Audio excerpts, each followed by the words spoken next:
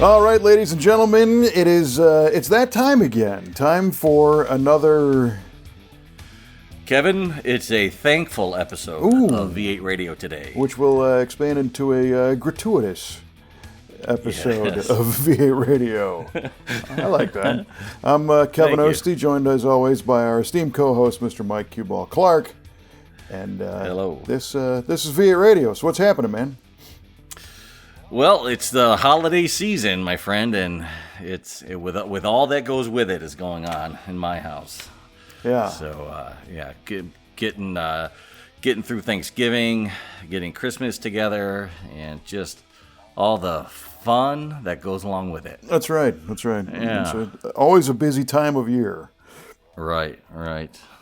What's up with you? Oh, everything in all different directions. That's right. It's funny, we've already had 2 pretty large parties in the past 3 days, and neither of which were holiday related. So, oh boy.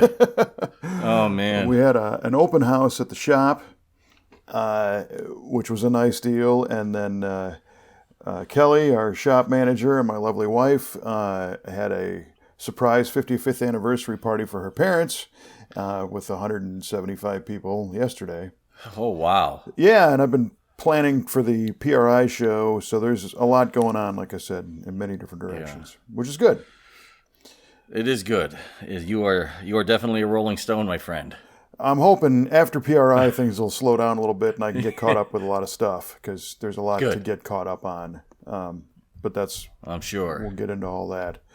Right. But as typical with this program, V8 Radio, we tend to do an automotive trivia question kind of at the beginning of the show in hopes that people will hang around to get the answer. Because as we've learned, getting that answer is just so satisfying.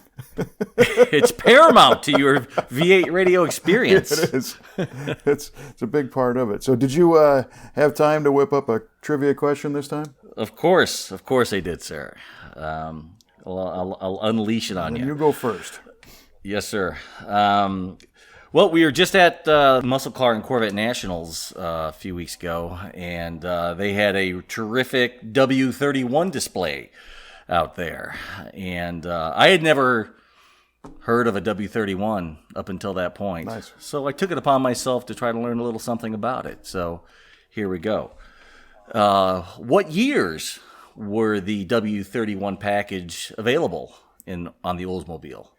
All right. Well, it's interesting you bring that up because the W31 is a little bit of an oddball package, and I'm learning that it was a little lesser known than the W30, which was the 442, 455 package or 400 package.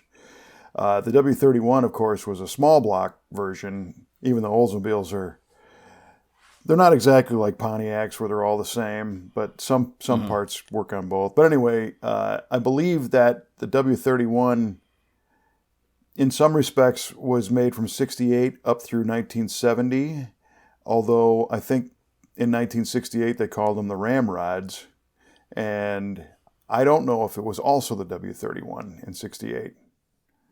So I'm going to guess that that the W31 was the Ramrod in 68. And then also 69 and 70. All right. Kevin says 68 through 70 with an asterisk on the 68. Right, because it could be a technicality there. Nevertheless, they had a high compression 350 option in 68, just called the Ramrod, which was essentially the same thing. Mm-hmm. All right. That is duly noted. All right. Well. All right. We've got something for you that goes nowhere near what you just said. So. Okay. There were, as we'll find out if you remember, there were 2 giant advancements that arrived on the 1986 Mustang GT50. Under the hood. Under the hood. On the engine, there were 2 big things. What were they? Oh, Kevin. All right. Well, okay. I am going to say it was the advent of the roller cam as well as the tuned port injection or port fuel injection over carburation or electronic carburation. So fuel injection, roller cam. Let me write this down. FI and roller. All right. Okay, those are two very significant advancements, and we will see if those in fact happened at that time period. All right. Great guess. Thank you. Great question. Yeah, there you go. I'm wondering if I asked this one before on a previous episode. No, you did ask something about a Mustang before, but it wasn't that. All right. It wasn't that. Some of these episodes are so memorable and yet so elusive.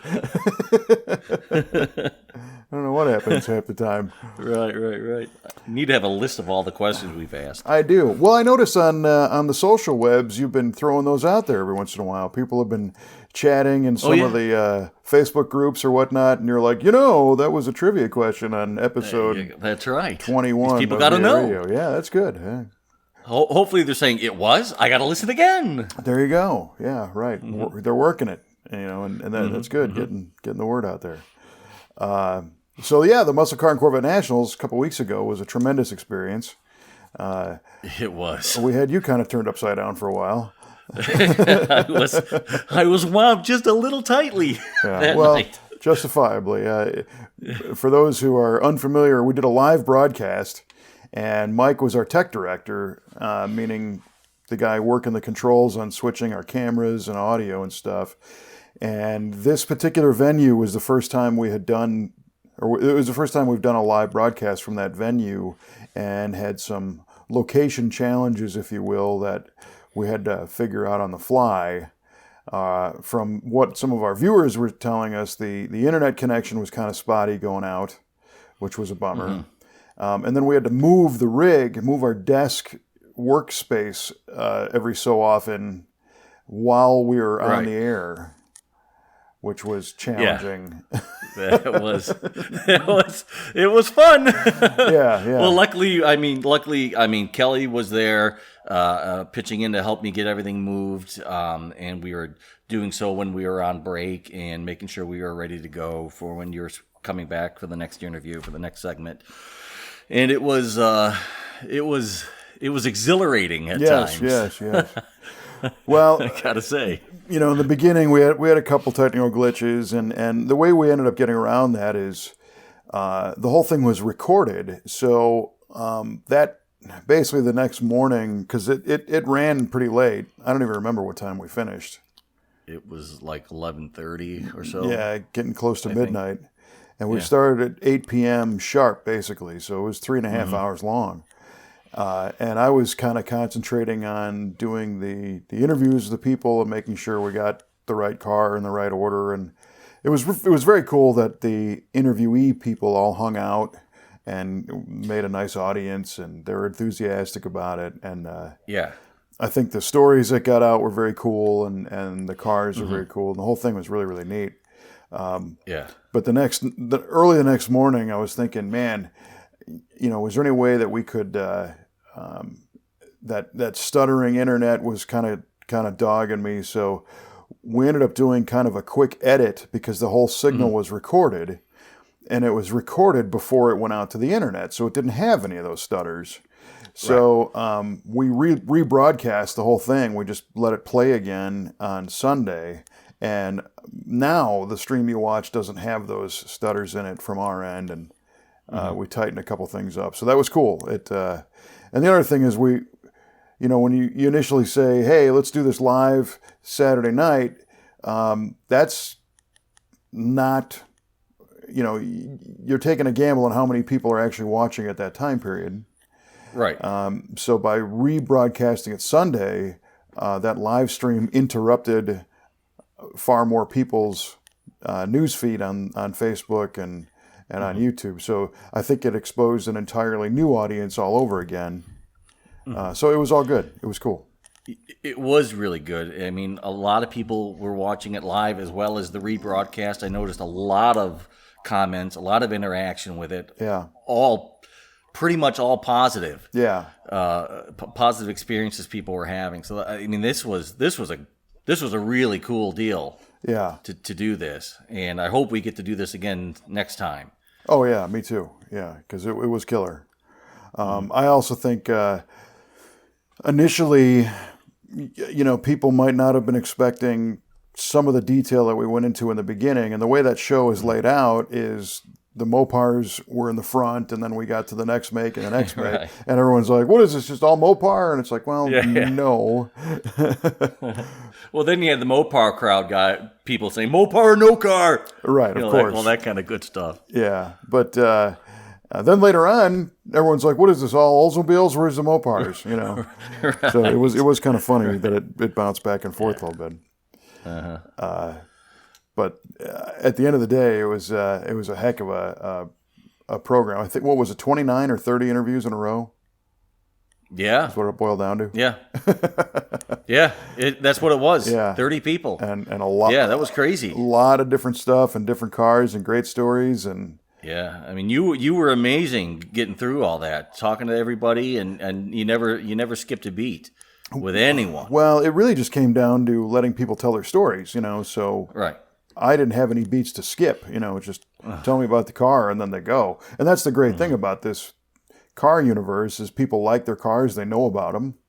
If it was a dental tool convention, those would have been a lot shorter because I've been like, yeah, this picks teeth, done. I love the dental references you give me. These are beautiful. And that would have been it. So yeah, and then the other neat thing, of course, is that recording lives on and it continues to go, and people are watching it, and we're getting great feedback there, and it's kind of creeping out. And we had some streaming partners that helped us out, OPGI and HCP Welders, and Meekum helped out quite a bit, and the Muscle Car and Corvette Nationals, and the Muscle Car Place, and Rocket Yeah, that's Racing. All these people helped share it, Car Buff Network, and that was all really good. So I think I would be interested in doing it again. I think if we did it again, we might change a few things. But for the first time out, it looked great, and it was cool. Yeah, it definitely blazed a trail. We made history. Yes, we did. We did. And, what I think is interesting is how fast the technology is changing, and how regular attendees of that show are putting out video coverage like crazy. Yeah, it's like there was a lot, wasn't there? Yeah, well, people are just taking their camera phones and they're finding their favorite car, and they're doing a walk around for themselves. They put it on YouTube or on Facebook, and now you've got, that car. So, in trying to do something a little different, we wanted to do the live experience. But I think the other key component of that is getting time with the owner and getting that story. Right. Because a lot of the video coverage that's out there is somebody approaching a car and saying, "Hey, this is cool, it's white, check it out," without getting the deep story. Right. So yeah, that's a good point. And I love the fact that more and more is getting out there, because the more people can see stuff from that show, the better, as far as I'm concerned. Totally, absolutely. It's just my mission to try and bring more of the show to more people. It's the best muscle car show in the world. Yeah. So more people need to know about it. Like Kramen says, the Pebble Beach of muscle car shows. Right. Or as you say, Pebble Beach is the McCacken of car shows. So having been through the 10th anniversary Muscle Car and Corvette Nats, what was there that really turned your crank? Anything? Oh boy, I should have expected this question. I know it's a little different working that show because, dude, it's different working that show. You don't get a chance to really walk around and absorb it all as much. No, I thought I had visions of grandeur. I remember asking you if you're going to bring your portable recorder. I'm like, yeah, I want to try and interview people, and you're like, oh, that's a great idea. Man, I got there and I was working. Yeah. I didn't get to talk to anyone. Yeah. The one car that really stands out in my head right now that immediately comes to mind is Charlie Lillard's 65 Riviera, the LS9 powered Riv. That car is off the chain. Oh, yeah. Yeah, that thing's killer. Yeah. So it's a 65 Riv, and he bought it a couple of years ago, and it's a pretty low-mile car. The gauges have been changed, but I don't know. I want to say 30-some thousand mile car maybe, and nicely worn on the outside. You know, a couple dings and dents and original paint. And then they gutted the whole bottom side and put a Roadster Shop chassis in it and an LS9 supercharged motor, made 850 some horsepower, I think. You could turn it up and put methanol on it and hit 1,000 if you wanted to, but it's not really set up for that. But yeah, that car was really, really cool. And he's driven it over 3,000 miles already. Really? Yeah, it's been on he was on the Good Guys Hall of Fame tour with it. Cruising out west, and I guess part way through the Midwest. But yeah, that's a great concept. You know, you don't have to screw with the outside of the car. There's don't get me wrong, a lot of fabrication, a lot of time, a lot of money underneath that thing. Oh yeah. But it's so low, and it's not an air ride car. That's its actual ride height. Really? Yeah, but that's it. That's it. But it still has like 6 inches of travel. Holy cow! Because it's channeled over the frame. So it's wow. It's really cool, and everybody there was giving him a hard time about painting it. But this way, he doesn't have to worry about it, you know. And it looks authentic, and it's neat. Yeah, it looks killer. Is what it looks. I'll tell you what. Yeah. Ooh-wee. Yeah. Yeah, if I had unlimited resources, that would be something to do kind of cool on my 70. You know, that's still has presentable outside paint, and you know the interior is okay enough, and then just tune everything up underneath. That'd be cool. Yeah, I'd love to do that to the GTO. That would be just, yeah, mwah. Yeah, It'd be so great. Yeah.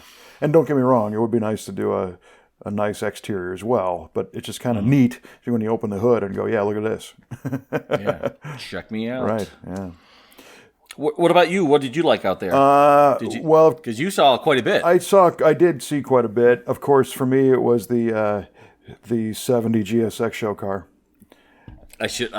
Why did I even ask? Yeah. As soon as you said it, for me, I'm like, I know what he's going to say. Right. And it's kind of funny, you know, that car's been called the GSX prototype forever, but it's not really a prototype. It was actually a show car. It was made different stuff on it and everything. And Brad Conley, the owner, was super cool. And he was very gracious to take some time to show us the car and actually let me sit in the car for a little while, which was nice. That is nice. So that will be an upcoming episode of Muscle Car of the Week as a special on that car. Okay. We shot. He ought to let you come out to his place and drive it. He actually kind of offered that. He said, you know. Is that right? Yeah, he said come out to Ohio where he lives, and he's got 3 one-of-a-kind Buicks. He's got that 70 white show car. Right next to it is a 71 Buick GSX. It's the only one ever done in black. Right. And that's his also. And then back in Ohio, he's got the prototype 87 Buick GNX. Get out of here. Yeah. So 3 very significant, you know, performance Buicks, and the same guy's got all of them. And he's a great caretaker of these cars. He's the guy you want to own them. He's very knowledgeable, very nice, very generous. It was a really cool experience to see that car that I've been, you know, staring at on a poster on my wall since I was in, you know, junior high basically, and not only to see it in person, but to meet the guy and him be, you know, cool about it and let me screw around with it and everything. That was really, really great. Yeah. Imagine what a letdown it would be if the guy was just awful. Right. Yeah. And, right. you know, it'd be like, man. Well, they say, don't meet your heroes because Right, that's true. A lot of times that's how it goes, and I've proven that before. But this time that went. He couldn't have gone any better. Now he's gonna. I had talked to him a few years ago on the phone, but this was the first time I ever saw the car in person, and first time I had met him in person, and we're gonna be lifelong buddies. I mean, it's just. Oh yeah. Yeah, that was great. For sure, man. For sure. One of those magic. We were talking about SEMA moments last time. That was a magical McCacken moment. A magical McCacken moment. The term is coined, ladies and gentlemen. You heard it here first. Exactly. So yeah, that's all rocking and rolling, and we're making videos of other stuff that we shot for Muscle Car of the Week on that show. The other great thing is we got to meet our buddy Frank Zimkowski and his wife and Frankie Jr. That's right. That was awesome. That was awesome. Yeah. Longtime V8 radio supporter and overall great car guy, Pontiac guy, Ford guy too. Yeah, great car guy, because he doesn't pigeonhole himself into one brand. I mean, he's got that great Judge, he's got the Grand National that Frankie has now, and that Torino. Yeah, totally. I mean, and his wife Terry is super supportive of the whole thing, and everybody, they really like getting out and doing stuff with the cars. And they came all the way from Jersey, and they were just so nice and they were great. Yeah. Super gracious people and nice to be around, and everybody who met them really enjoyed hanging out with them, and so that was cool. That was great. So, how about that Judge? Woo. Oh, it was insane. Yeah. So it's a '69 Judge in Warwick blue, which is just an awesome color. You never see them in that color. Beautiful. No, beautiful color. And as we talk, there's a 1/18th scale coming out of that car. That's right. Of his car in that color, which is phenomenal. But I also noticed that him and his son are building a scale model on their own right now on Facebook. Right. And I'm wondering, hey, you can't wait for the thing to come in the mail? No! I want to know. Yeah. Well, and so for anybody who listens to our show, who plays along with the trivia, when Frank listens to our show on Facebook on the V8 Radio page, he throws out his guesses kind of real time as he's listening, and the guy's, I think he's more right than you and I. He's definitely more right than I am. So he knows the stuff with these cars. A broken clock is more right than I am most of the time. Well, there you go. But so that was really cool, and that's what's neat about that show is you get to see. So that the difference, we again had talked about SEMA. SEMA is kind of the industry reunion. McCacken for us is kind of the public reunion of a lot of people that we know, and right. Good show. Yeah, that's perfect. And what's PRI going to be? PRI is kind of the reunion of the racing community. Yeah. So it's like the holy trinity of reunions. It's a lot of the companies that are at SEMA on a manufacturing side, but also a lot of the racers and engine builders and more hardcore racing and performance people than you have at SEMA. And we have a full 3 days planned of stage activity and interviews and roundtables and press announcements and stuff going on. It's going to be, when I read who's agreed to be on our stage so far, it almost sounds like I'm making it up. Because, I mean, really, and I got to tell you, if this... The pressure is on, I think, for PRI more so than any of these recent events for me, because I've basically pulled every ounce of street cred that I have to get these people to play along and be part of our presentations. And if they don't go well, they're all going to be like, yeah, that guy's nonsense, and it's over. I'm done. No, you're way too hard on yourself. It's going to be great. Well, it's going to be great because the people that, for example, we're doing this roundtable for engine builders, and the people that are going to be on the stage are greatness already. I'm just going along for the ride, and I'm lucky that from a content standpoint, I'm not worried at all. We have John Kazi, who's one of the top master out-of-the-box thinking engine builders ever. Sonny Leonard, who's celebrating 50 years of being in business I think the same week as the PRI Show, believe it or not. Wow. And Sonny Leonard has a list of records 2 miles long in any type of racing, and really made the aftermarket hemispherical head available to racers, and you name it, this guy's done it. And then we've got Keith Dorton, who's another world famous engine builder from NASCAR kind of stuff to salt flats and street performance and everything in between. So those three guys on their own, any one of them on their own, is a treat to just have 5 minutes worth. Let alone we've got an hour-long thing. And then kind of on the slightly younger generation is a guy named Jeremy Wagler, who's going to join us. And Wagler has been setting records in the diesel performance and truck pulling and tractors and street performance diesel stuff. So we're trying to share a variety of different avenues, and talking to people who know who these people are. They're like, tell me again why they agreed to talk to you. Because it's just these guys are the top of the game. And that's one of 7 roundtables and another 6 seminars that we're doing, and they've all got people at that level involved with them. So it's really amazing, and it's an honor to be able to have these guys play along. So it's going to be cool. Well, it says a lot about you, that the fact that they're willing to do that with you. So, I mean, you must have some street cred to be able to pull all that off. Well, I actually borrowed a lot of street cred because I had other people that we work with kind of make some of these outreach calls. So I got to thank our friend Chris Rashke at ARP, because he was the one who kind of leaned on those guys for the engine builder thing. And of course, they all could have said, "No, that guy's a jerk off. We're not going to do this with him." They all agreed to do it. But if it wasn't for Rashke, I didn't really have the access as easy as he did.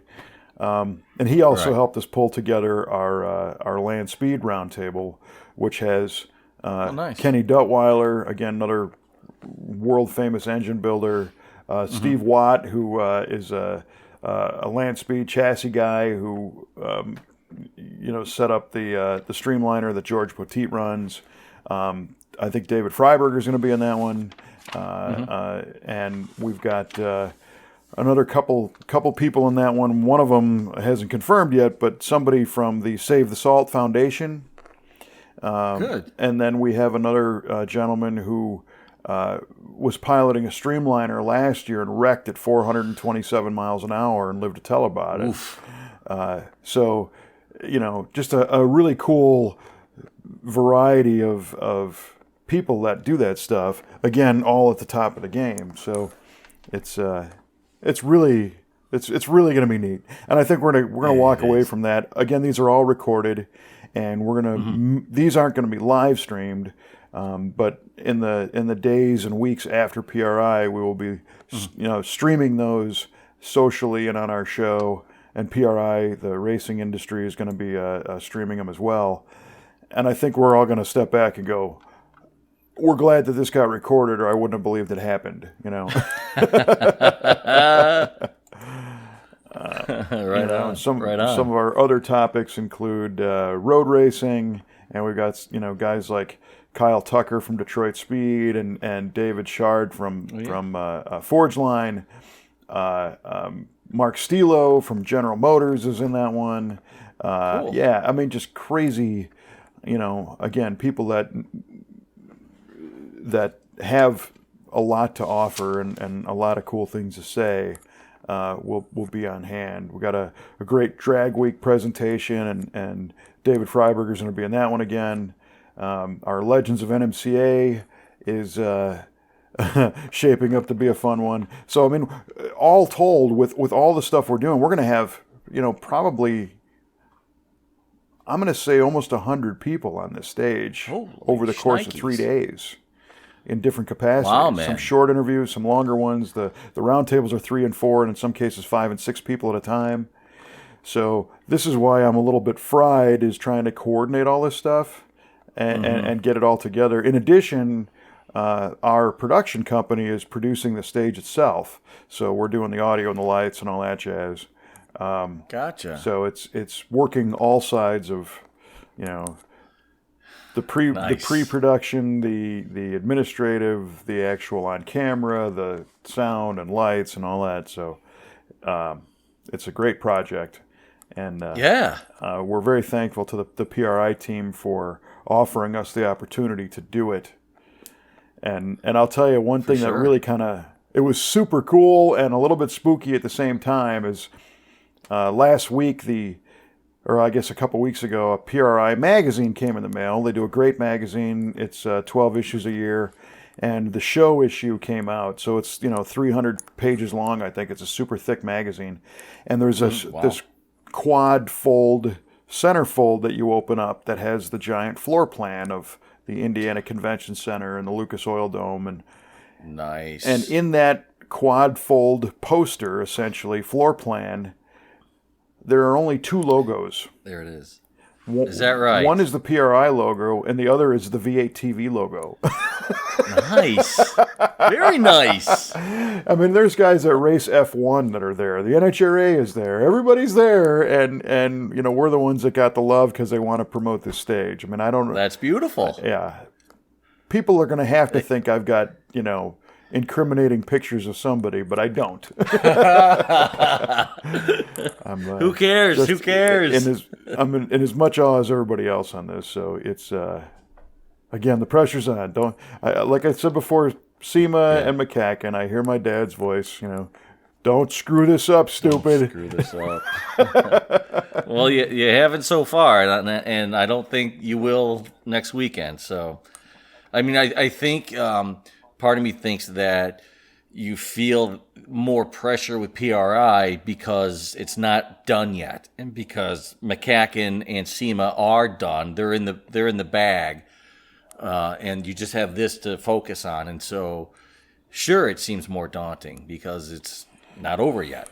So, but once it's over and you decompress from it, you're gonna say to yourself, "Holy cow, that was great!" Yeah, no, and I really hope that that's the outcome, and we're all working hard to make that the reality. So we don't want to let anybody down, and I know that the content we're going to get out of this is going to be compelling and fun to watch for everybody, and I'm actually looking more forward to watching these things when they're done in many ways, because again, this is me basically on stage making an introduction and then letting these people tell their stories, and that's what's going to be so cool. So yeah, that will be cool. Yeah. That needs to happen. Yeah, and I'm glad you get to be the one to do it. So well, thank you. Kudos. And you'll be there for the Saturday sessions. So yep, looking forward to that. Yeah, and I'm grateful I can just play a small part in that. So thank you. Oh yeah, no problem. We need all the help we can get at this point. So we appreciate you coming out for that. You bet. You bet. Yeah, and that's a great show. So even the whole rest of the show is amazing as well. It's not just our little piece of it, but right. Yeah, that'll be another first for me too. I've never been to PRI before. Yeah, well, you're in for a treat. So go me. Yeah. I mean, it's cool. There's far fewer cars there. It's not the big show car thing that SEMA is. Right. But there are people that are, the highest level of enthusiasm for parts of racing that you didn't even know existed. Different sanctioning bodies and different series and different types of racing and, drag racing and road racing and off-road and circle track and dirt track and asphalt and late model modifieds and midgets and quarter midgets and top fuel and Formula One and IndyCar. It's all there. It's power sports racing. I mean, you wouldn't believe how many wheeled types of racing there are until you walk around and start talking. Diesel truck pullers, and I mean, it's crazy. So yeah, a friend of mine who races in SCCA is going to be there on Thursday. Yeah, so he's looking forward to that. Yeah. So I'm going to direct him to the V8TV Stage. Right on. Well, he can get the magazine and see the the logo and the big fold out. That's right. That's right. That's right. I'll ask him if he's got his yet. Right. There you go. There you go. Mm-hmm. So, yeah, that's all great. Like I said, a little overwhelming, but all good. Mm-hmm. Yeah, looking forward to it. Yeah. Quite a bit. Looking forward to it. And in some ways, there were... at the McCacken show, there were cars that I wanted to spend more time with and learn more about, but there's only so much you can do in that couple days. Yeah. And I feel we soaked in quite a bit, but there's still so much more. And that's how all these events are between those three, between SEMA, PRI, and McCacken. You can't really see it all. No, logistically you cannot. And in the time frame you have at all. I learned that the hard way. Yeah, but that's a great thing, because if these events were 8 cars and one guy and a tent, it'd be like, well, that isn't indicative of a strong and healthy motorsports industry. Yeah, no kidding. So I'm glad that there's more to consume than we could ever take in. Oh yeah, it's amazing. It really is. Yeah. I mean, I can't see like you said, it is really indicative of a really healthy automotive aftermarket. These shows, and that the whole industry is just at it's got to be at an all-time high with all this that's going on. So I can't help but think that. Yeah, totally. And on the flip side, the other thing that's just timely right now is the announcement that GM made about closing some plants and changing some direction. Oh yeah. And what they're going through. And I don't know anything on the inside of any of that stuff, but I see what you see in the media, and it was kind of dawning on me yesterday what kind of a crap storm they're into right now that was completely unplanned. And I'll give you my 30-second take on this, and I don't know that I'm right. But as you have seen in the media, Mary Barra, the CEO of General Motors, reported that they're going to close some Canadian plants and American plants, and they are going to cut production on some of the lesser performing cars. And I think that's the big part of the story that got out. And I think the second half of that sentence is that so they can make the products that people want.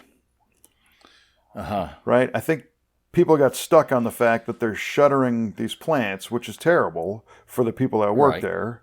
There are opportunities that are going to go away, which is a bummer. But I don't think that that's the end of that story. I think, as evidenced by the introduction of the e-Copo Camaro at SEMA and the success of other electric brands and hybrid electrics, I think GM is going to be ramping up new plants that are dedicated to those technologies and effectively hiring people back, maybe not the same people, which is a bummer, but other people to staff the new plants.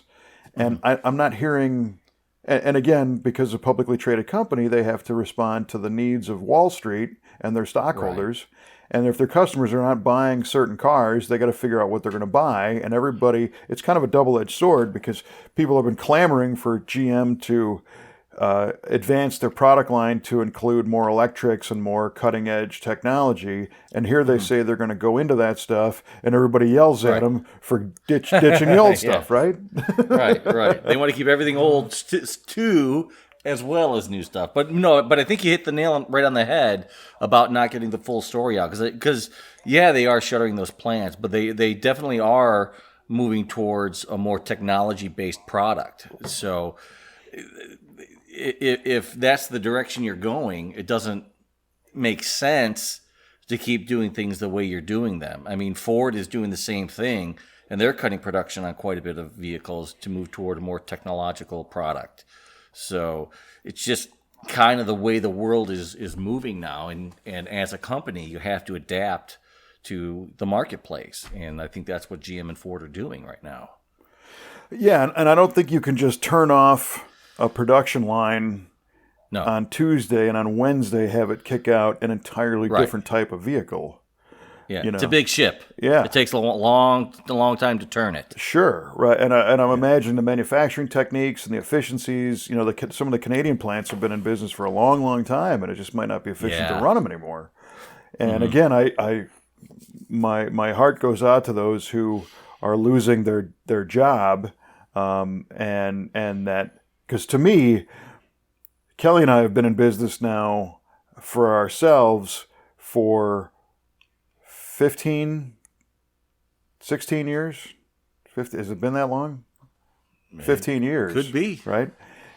Since '03, basically. So 15 years. Yeah, that's 15 years. And the biggest stress that I have is not knowing if you know, we're going to have a successful day tomorrow. You know, if we're going to have work to do and keep the team moving in the shop and keep the video production business going. And we have to generate that business as business owners. So I look back on the days when I used to get a paycheck in the mail, and I was able to go to my office every day or my job, knowing that there was some job security there. When you take that away, that to me is about the worst feeling there is. So yeah, these people I imagine. These people didn't see this coming on a lot of these assembly lines and GM plants. They had no idea, and all of a sudden, boom, their security is gone. I mean, that's a horrible feeling. As a, you know, my other entrepreneurial spirit or somebody who believes in our free market system, I'm confident that if you have a skill set to work in one of those plants, there's going to be work for you to do somewhere. And I understand that could suck too. You might have to move. You might have to change industries a little bit. And those are challenges. And I fully get that. But the media is making it sound like GM is just scaling back just to scale back and try to stick it to these people. And I don't think that's what it is. Yeah, and that's not really responsible to say things like that and not give the full story. But, you know, hey, that's the world we live in. Right. Yeah. So, and again, I don't know any of the details, but I'm seeing a lot of this stuff, and social media gets a little aggravating, and same with the regular media, because it's like, you know, if you'd report that whole story, at least report the whole story. You know? Right. It wouldn't be maybe it wouldn't be quite as sensational as it is now, but it would be the truth. Right. Yeah, or at least truer. So, there. Yeah. So, I don't know. We'll see. The future is changing rapidly, and like I said before about people having the technology to do the videos from the car shows, seeing the technologies of what consumers today at least project that they want out of transportation vehicles and stuff. It's like the electric thing. The major automakers dabbled in it, and all of a sudden it's like, boom! Now it's happening. You know. Yeah. And if you like it or not, it's happening. Yeah. Well, that EcoBo Camaro, that was a pretty polarizing car. Totally. I mean, I saw comments all over the spectrum on that thing. Some people were like, "Holy cow, this is the greatest thing ever," and other people were saying, "Good God, you ruined the Camaro." I mean, It's crazy the point of view that the public has on things like this. I mean, it is just all over the place, which is great. It is great. You know, I like hearing. I mean, if it was all homogenous and everyone thought the same thing, you know, it wouldn't be exciting. But so this is exciting. Well, and we see how polarizing it becomes when a guy with a '57 Chevy puts an LS motor in it. Right. You know, that splits people right down the middle. God forbid you put one in a Pontiac or an Oldsmobile or blasphemy, son. or worse, you put one in a Mustang. You know, because the Fox Body guys, getting back to our trivia question, you know, Holly makes engine mounts and headers for LS transplants for Mustangs. You know, so I think the nature of the beast. So in my mind, I try to figure out, okay, so I understand nostalgia, and I understand why people have attachments to a car or a brand or a style of car, and we've talked about that many times on the show. But it's interesting to me that people become kind of a vocal advocate against change based on their own nostalgia. So here's an example. I guess I'm guilty on that. Well, yeah, I'm sure we all are at some point, but a couple years ago there was a Buick concept car, and I forgot the name of it, but it was a two-door sports sedan, sports luxury coupe, I guess, that could have been the future of Riviera. It was a luxury sport thing. Really cool looking car. They made two of them, I guess. One was red and one was blue. And just yesterday, somebody shared a photo of that on social media. And the photo was from a news release a couple years ago. And the Buick brand is very strong, but it uses corporate General Motors power like all the GM cars do today. Right. And somebody said, that thing is not a car unless it has a Buick motor in it. Well, right. The last Buick engine that was built, kind of technically, was the 3800 six-cylinder, and that goes back to the 90s. Right. So this guy is getting angry over a concept car. I don't even know if it had an engine in it. And I'm thinking, that's some audacity to stand there and say, I'm going to ignore everything about what this thing is, except for the fact that it doesn't have an engine that I'm used to. Yeah. I mean, Pontiac guys say that about Gen 3 Firebirds because they came with a small block in them. The Chevy they're motor, not right. Pontiacs. Yeah, they're not Pontiacs. They're Camaros. And right, I mean, right. But that's how it came from the factory. I mean, what are you going to do? So yeah, and electrics, that's a whole nother deal, like you said. That's a whole nother sin. Oh boy! But I'm learning more and more about some of the advantages, and I'm not going to go down the environmental motive of any of that at this point. But I think we talked before that E-Copo Camaro. There's talk how those cars could revitalize drag racing because they don't make any noise. And drag strips right now, their biggest problem is they make noise. That's true. So they could breathe new life into that whole sport. And the concept of, full torque at any RPM. That's nice, isn't it? It is nice. And you think, well, if you're a hot rodder, if you're a speed freak, don't you like that? Yeah. But no. Well, they like the noise too, I think.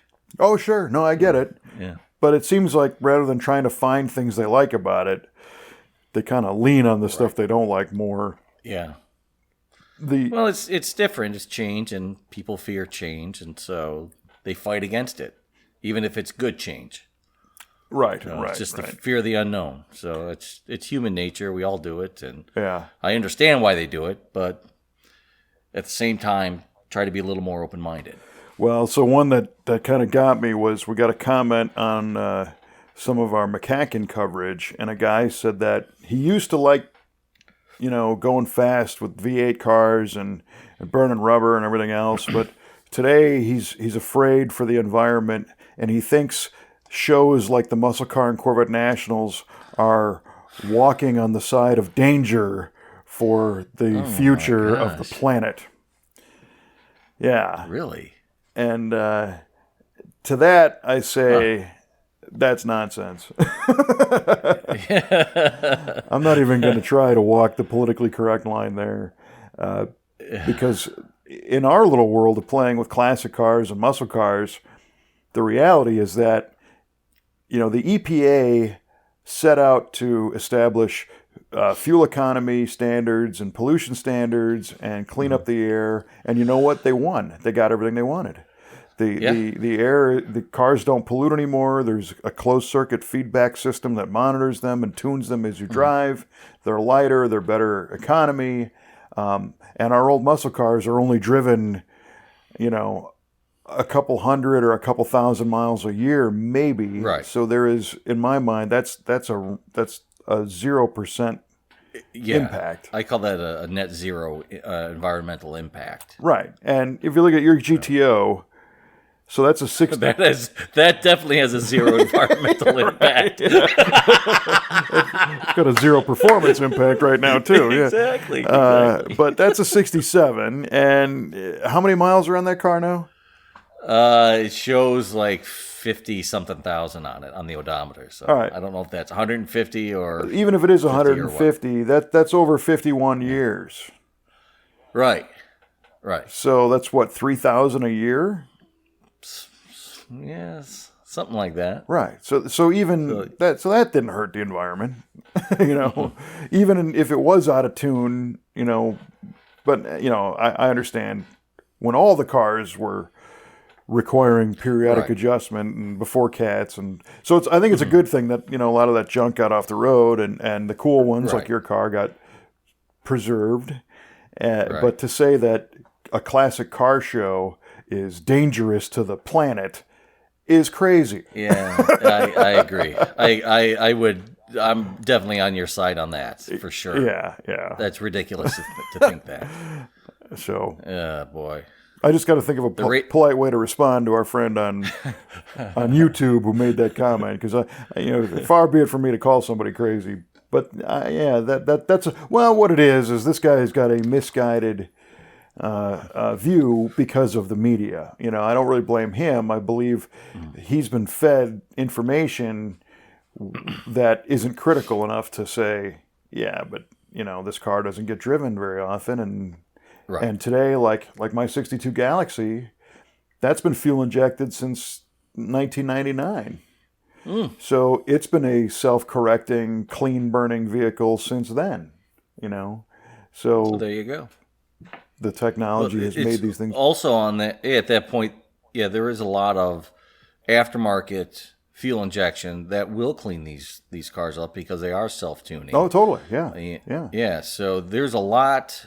Again, it goes back to this great automotive aftermarket that we have that really caters to these older cars to help them run a lot cleaner and a lot better and a lot more efficiently. So they're not the pollution hogs that they once were. In the early to mid 60s. No, so. and even going, it's funny to me that the image that some people have of hot rodders as being a bunch of outlaws, with a complete disrespect for everything. I guess because in the 40s and 50s, they thought if you could throw more fuel at it, it would go faster.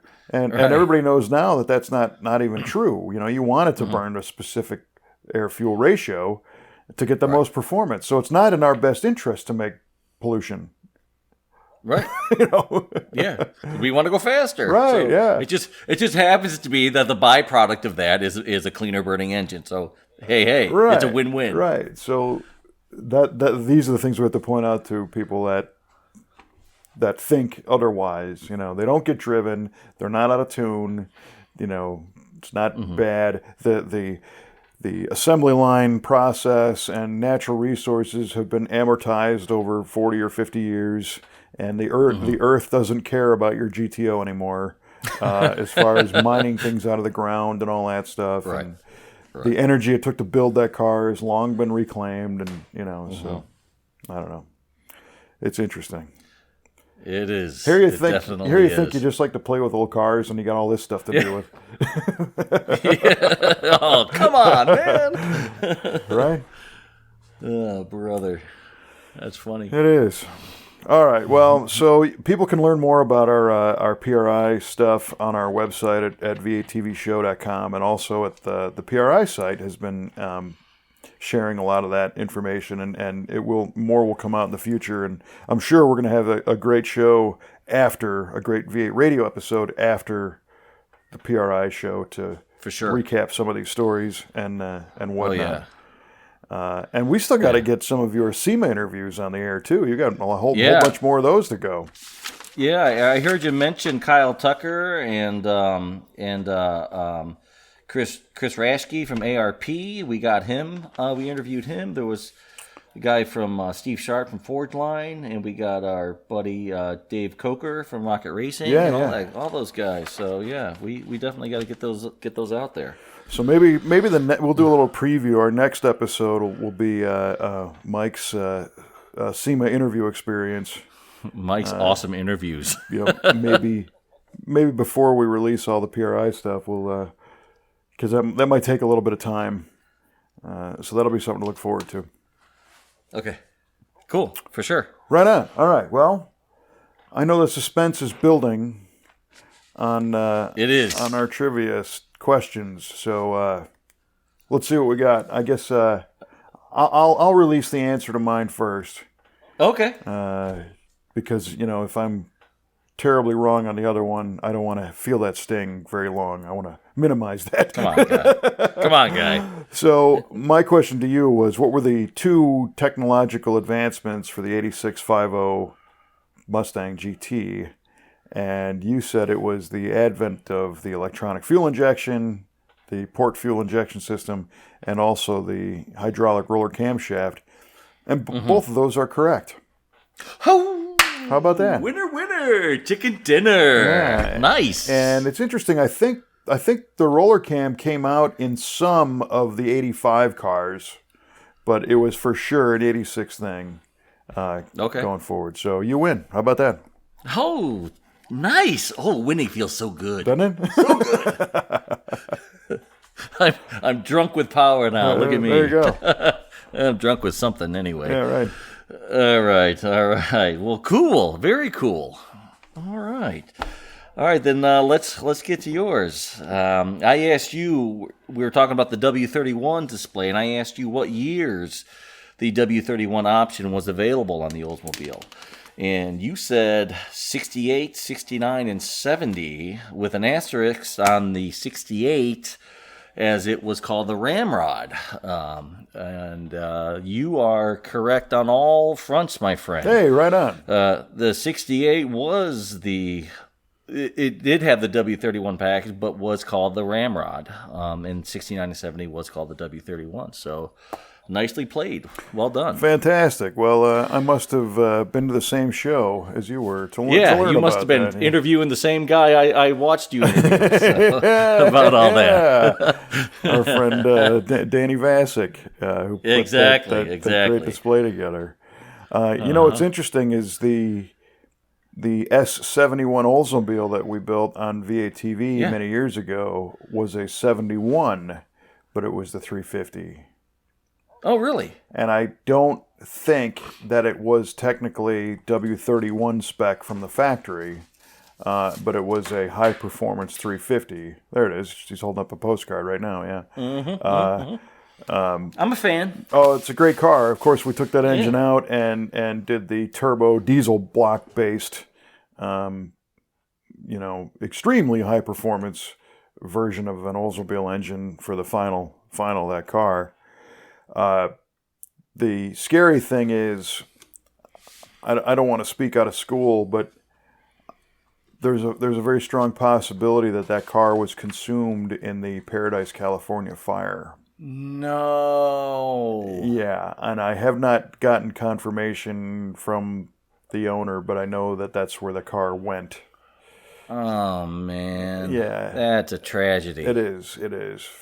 I mean, the tragedy of the car is one thing. That whole fire. Yeah, I mean, the whole fire. Yeah, that's the tragedy. I get it. I mean, the whole fire is a tragedy with people losing their lives and all that. But this, I get it, and it's horrible. And I don't mean to make light of it. No, it just adds an extra level of suck. Yeah, it does. If that's true, I don't know if it's true or not, but we'll find out, I guess. But so I had that in my mind when we were doing that W31 piece at the McCacken show. Thinking about people who lost stuff, and it doesn't necessarily mean in that particular fire, but over the years, cars that get away and things that are family heirlooms and things that are important to us, and I guess that adds another dimension to that show because all those cars are there, and it's so cool to me to see the preservation of these cars and these memories, and and it all kind of circles back to that 70 GSX show car again, something that could have been lost to history 1,000 times over, I bet, just as circumstance. And, and there it is. All those super rare cars, like the Hemi Cuda convertibles, the 69 Trans Am convertibles, all those cars could have just been obliterated, just by happenstance, but yet here they are. Right. And it's an important dimension, of that show. So again, I encourage people to go there to see that stuff and to talk to the owners and hear those stories to get an understanding of how lucky we are to be able to see that in person. Just one of them cool things about that show. So yeah, for sure. One of the many things. Yes. All right, my man. Well, this has been fun. I apologize. My energy level's a little bit down on this episode, but we'll be sure to pick it back up for the next one. Nobody noticed. Right. Or at least nobody said anything, right? And this has been great. You can, of course, tune in to V8 Radio, subscribe on iTunes. There's the Stitcher app. There's Google Play. There's the TuneIn Radio app. Of course, our Facebook page for V8 Radio and v8radio.com to see everything and hear everything. And we encourage you to click that subscribe button so you never miss an episode of this rolling chaos that we call V8 Radio sometimes. So Nicely put. I will leave you with the challenge to keep the shiny side up as always. And we will talk to you next time on V8 Radio.